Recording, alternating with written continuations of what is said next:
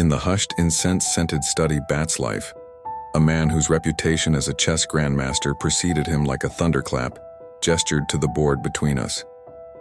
"Tonight," he rumbled, his voice like worn velvet, "we dissect a common misconception, the bishop's perceived superiority over the knight." I raised an eyebrow, a fledgling player myself and well-versed in the conventional wisdom. Bishops with their long-range diagonal attacks always felt more potent. Bat's life smiled, a glint in his eye. The illusion of the open field. "Let us begin our tale." He set up a fresh board. "Imagine, young one, a bustling city. The bishop is a sniper, excellent from afar, controlling grand avenues. But what happens when the battle moves into the crowded back streets, the winding alleys?"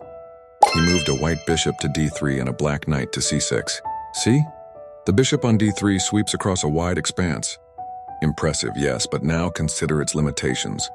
Its power is confined to squares of a single color.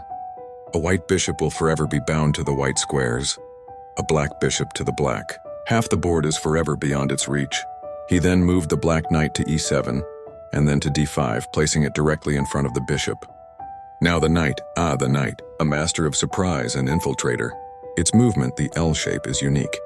It can leap over obstacles, bypassing blockades that would halt a bishop in its tracks. He demonstrated moving the knight from d5 to f6, then to h5, then to g3, placing it in a position to fork the white king and a rook, while the bishop on d3 remained powerless to intervene on the light squares. Observe how the knight with a few nimble hops has transcended the very squares the bishop is bound to. It shifts from light to dark, dark to light, with every move dancing across the entire chessboard. "Think of it this way," Bat's life continued, leaning forward. "In an open game with pawns cleared, the bishop often shines. Its long reach can be devastating. But chess, my dear student, is rarely so open for long. Pawns clutter the board, creating barriers.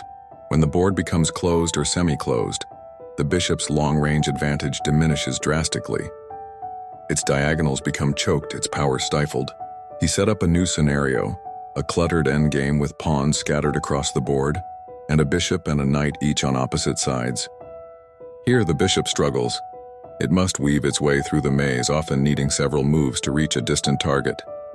The knight, however, simply hops over the obstacles. It thrives in the close quarters combat of a congested board. He then demonstrated a classic knight maneuver, using it to fork two of my pieces. And here is the knight's true venom, the fork. A single knight can attack two, sometimes three of your opponent's pieces simultaneously. A tactic far more difficult for a bishop to execute with such devastating effect. Bishops, while they can pin pieces, lack the knight's ability to create immediate double-barreled threats across different lines and colors. "Furthermore," he said, gesturing to the center of the board, "a knight stationed in the center is a formidable piece.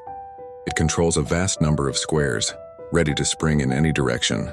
A central bishop, while powerful, is still limited by its color complex. The bishop," Bat's life concluded, his voice resonating with ancient wisdom, "is a potent weapon, no doubt, but it is often a situational one. The knight, however, is a universal soldier, adaptable to almost any battlefield. Its unique movement, its ability to fork, and its prowess in closed positions often make it the more versatile and, dare I say, the stronger piece in the hands of a master." I looked at the board, then back at Bat's life, the pieces suddenly imbued with a new, more nuanced meaning.